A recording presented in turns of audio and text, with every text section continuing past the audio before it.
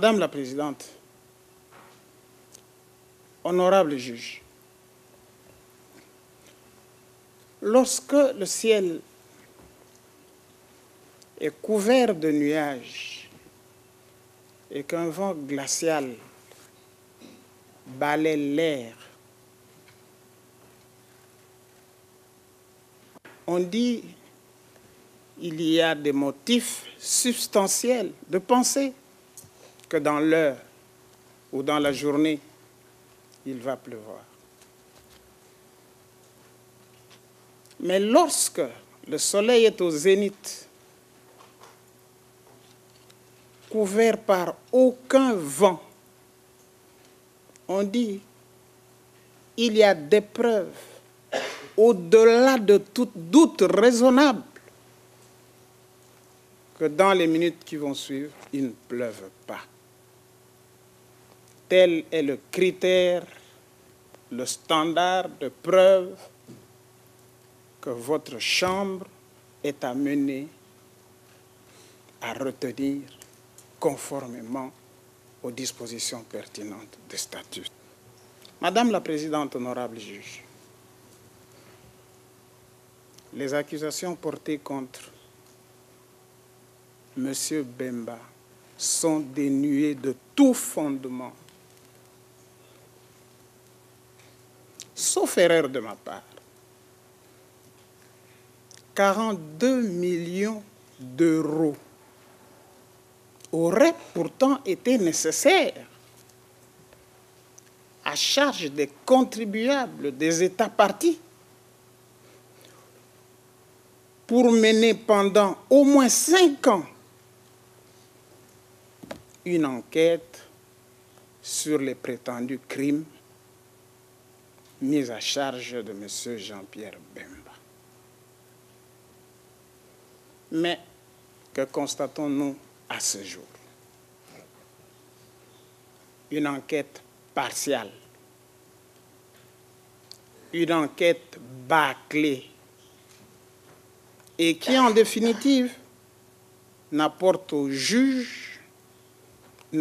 absolument pas aux juges ce qu'ils sont en droit d'attendre, c'est-à-dire des preuves au-delà de tout doute raisonnable. J'ai dit enquête partiale.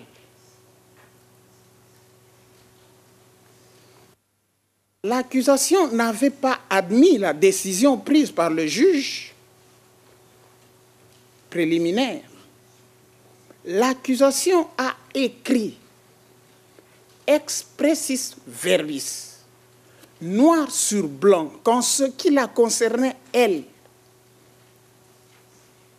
c'est la responsabilité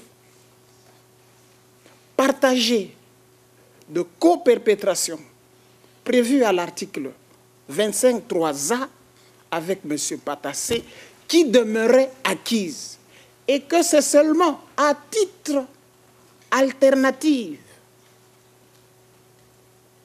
qu'elle prendrait des réquisitions sur la responsabilité de commandement. Dans cette logique, l'accusation aurait dû alors procéder à l'inculpation du co-auteur Patassé. À ce propos, la défense met au défi l'accusation d'apporter la preuve au-delà de tout doute raisonnable que la RCA s'était dépouillée de toute sa souveraineté en matière militaire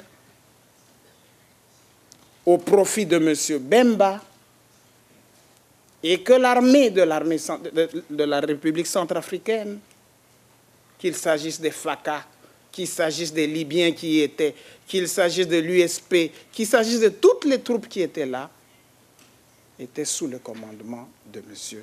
Bemba.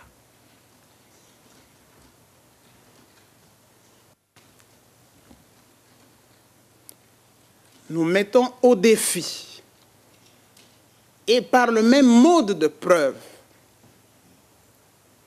de prouver que M. Bemba pouvait, à plus de 2000 km de distance, ordonner des opérations sur le terrain, lui qui est à Gbadolité, ordonner des opérations sur le terrain, qu'il s'agisse de Bossembele, qu'il s'agisse des opérations d'Amara, qu'il s'agisse des opérations de toutes les villes qui sont citées ci-but. Terrain qu'il ne connaît pas. Alors que la même accusation dit que M. Bemba a eu une formation militaire de base. Sauf à nous dire que nous nous retrouvons devant un nouveau Tchaka Zoulou ou un nouveau Napoléon génie. Je voulais simplement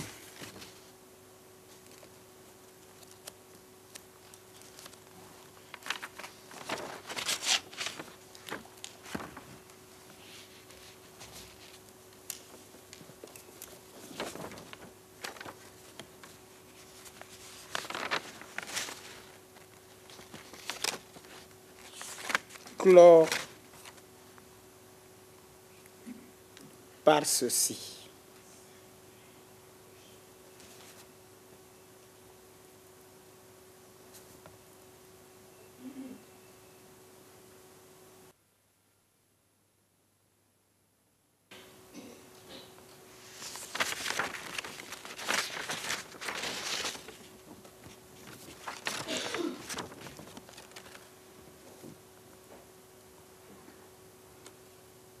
La seule fois que M. Bemba a eu l'occasion de parler devant la cour, il a tenu ces mots. Je veux être jugé, non seulement pour prouver mon innocence, mais aussi pour laver mon nom aux yeux du monde entier, de mon épouse, de ma famille et de mon père. Il n'a plus ce père.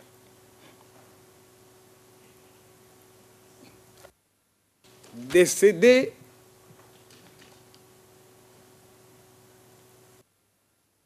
sur le chemin du pénitencier de son fils.